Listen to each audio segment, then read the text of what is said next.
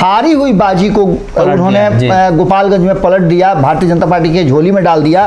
Bharatiya Janata party ने अपना पूरा जो ग्राफ है वो बढ़ा लिया है और उसके साथ सीटें भी बढ़ गई हैं। उपचुनाव के परिणाम आएंगे, उसके बिहार में बहुत बड़ा एक राजनीतिक बवंडर उठेगा, सुनामी उठेगा, ये हो जाएगा वो हो जाएगा, लेकिन होना कुछ नहीं है। लेकिन नीतीश कुमार को इन सब से असर नहीं पड़ता है, उनको हर हाल में वो कुर्सी चाहिए जो मुख्यमंत्री की कुर्सी है। नीतीश कुमार का जो क्रेज है वो गिरता चला गया, ग्राफ उनका एकदम धीरे धीरे एकदम बहुत गिर गया है। कुर्नी में किसी भी हाल में आपको चुनाव लड़ना है। जी नमस्कार, भारत लाइव देख रहे हैं आप और ये रातों रात है जहां हम बिहार की सियासत से जुड़ी हुई खबरों पर चर्चा करते हैं, जो खबर आने वाले दिनों में बिहार की राजनीति की दिशा और दशा तय करती है। तो रातों रात में ऐसी ही खबरों को साथ बाबा के साथ हाजिर है, विश्लेषण करेंगे, बताएंगे।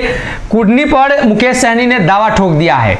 बाबा क्या लगता है, कुर्नी चुनाव एक बार फिर से महागठबंधन के लिए मुसीबत बनने वाली है? बिल्कुल सनी, जिस तरह की बातें सामने आ रही थी और आपने देखा होगा कि 2 सीटों के उपचुनाव को लेकर के गहमागहमी थी।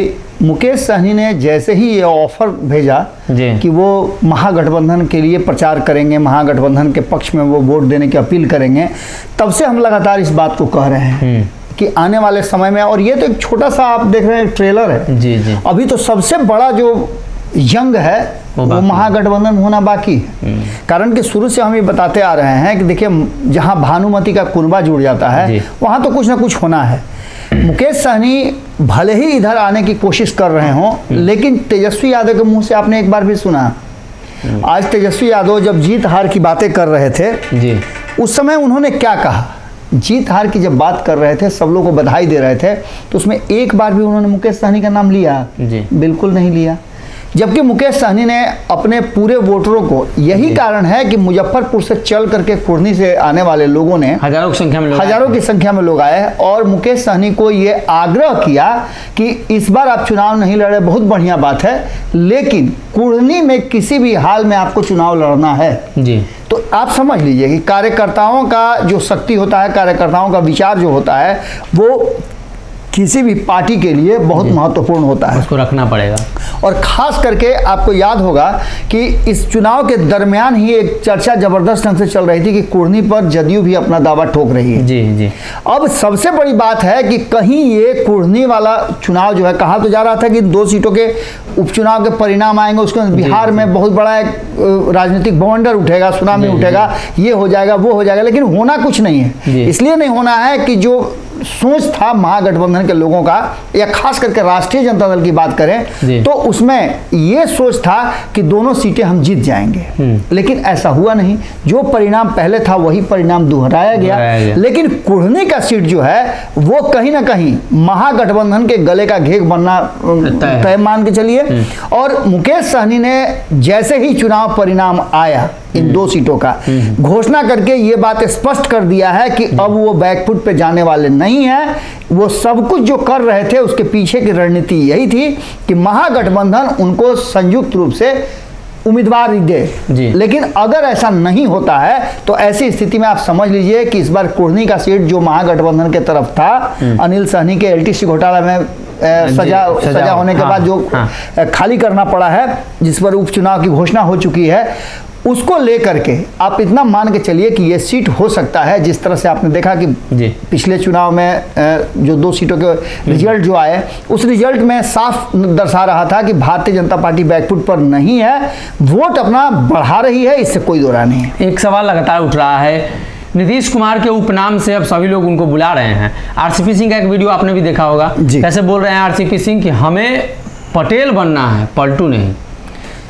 देखिए, नीतीश कुमार राजनीतिक रूप से अगर ये बात कहा जाए कि हाशिए पर चले गए हैं तो ये कोई अतिशयोक्ति नहीं होगी। नीतीश कुमार जब से विपक्षी एकजुटता की कोशिश में लगे हुए थे, उसके बाद से लगातार नीतीश कुमार का जो क्रेज है वो गिरता चला गया, ग्राफ उनका एकदम धीरे धीरे एकदम बहुत गिर गया है। आप उनके भाषा और व्यवहार से नहीं समझ रहे हैं।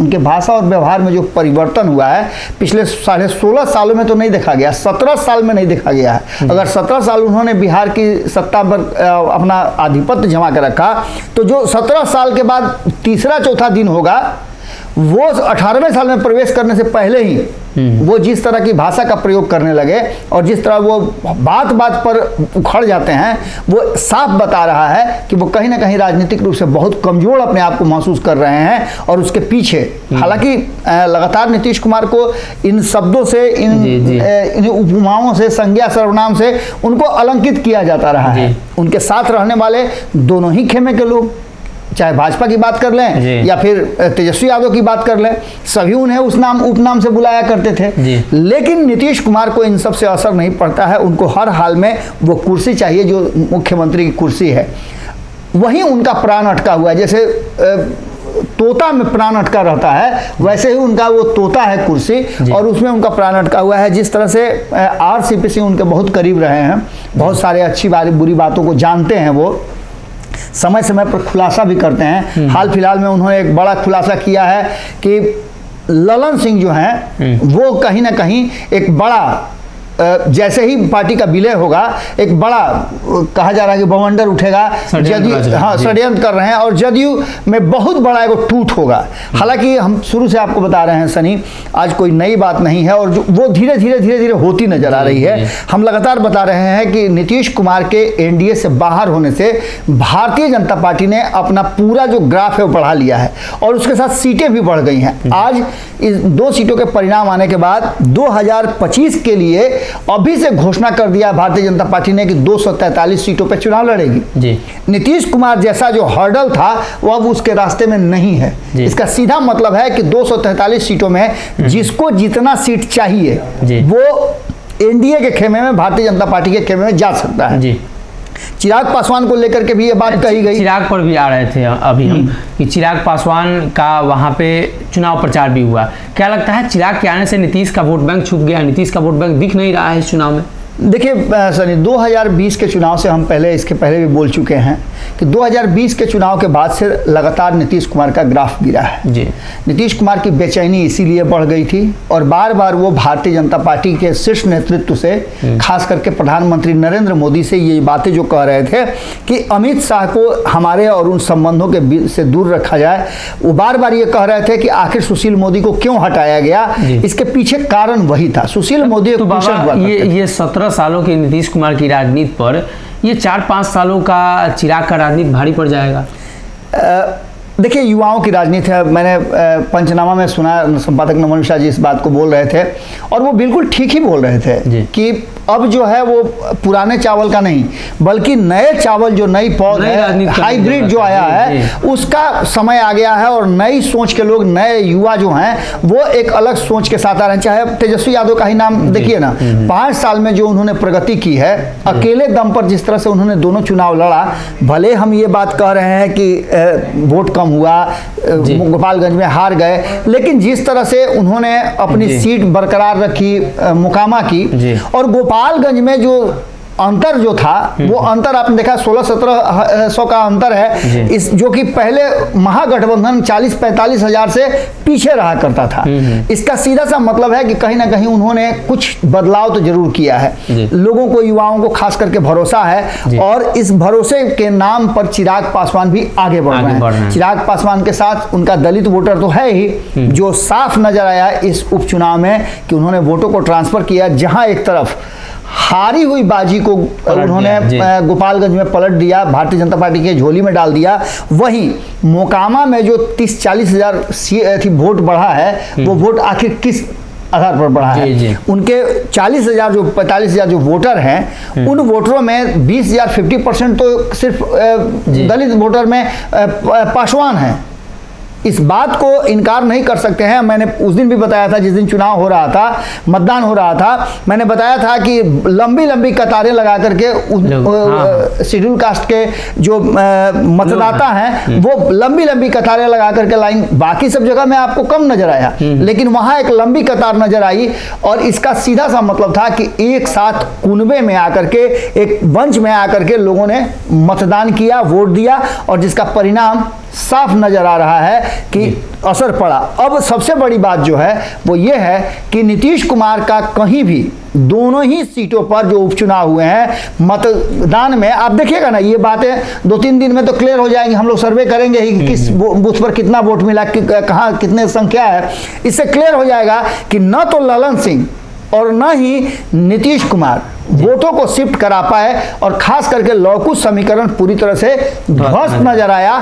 क्योंकि आपने मोकामा में भी देखा कि जो वोटर हैं पहले से अनंत सिंह के, वही वोटर आज भी नीलम देवी को जिताए हैं। और दूसरी तरफ गोपालगंज की जो स्थिति है, गोपालगंज में भी जो हमारे पास आंकड़े हैं उसमें इंदिरा देवी को जो वोट आया, उस वोट को लेकर के चूंकि इंदिरा देवी ने 8,800 के आसपास वोट लाया।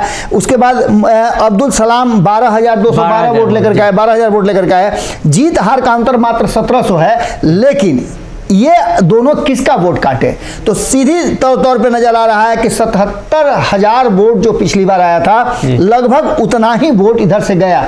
इसका सीधा मतलब है कि ये जो वोटर हैं अब्दुल सलाम को जो वोट दिए मुस्लिम समाज के या यादव समाज के लोग जो इंदिरा देवी को वोट दिए, उन वोटरों को अगर देखा जाए तो कहीं ना कहीं वो वोट कहाँ से मिला जी? निश्चित रूप से जो उम्मीदवार जीत के आ रहे थे उनके तरफ से मिला। तेजस्वी यादव के जाने से असर पड़ा है, और वहीं चिराग पासवान ने उस असर को अंतिम समय में जाकर के कहीं ना कहीं शिफ्ट किया है, और इसी शिफ्टिंग का कारण है कि नीतीश कुमार पिछड़ गए हैं और चिराग पासवान उन पर काफी भारी। तो कहीं ना कहीं चिराग पासवान भारी पड़े हैं नीतीश पर, और मुकेश सहनी ने दावा ठोक दिया है, और आरसीपी सिंह ने पटेल समाज को एकजुट करने की जो है कवायद शुरू कर दी है, और कहा है कि समाज को अब मजबूत करना है, नीतीश की तरफ पलटना नहीं। अगर ये वीडियो पसंद आई और वह बिहार के राजनीति और बिहारियत से सरोकार रखेनी तो सब्सक्राइब बटन दबा के चैनल के सब्सक्राइब कर ली। ओजे एगो घंटी बा, ओकरा बटन दबा देला से कुल सटीक और मारक खबर रुआ मुफ्त में मिल जाई। अगर रुआ पत्रकारिता के हमनी के नया प्रयोग में सहयोग कर चाहतानी तो ज्वाइन बटन दबा दी। पेटीएम नंबर नोट कर ली 938681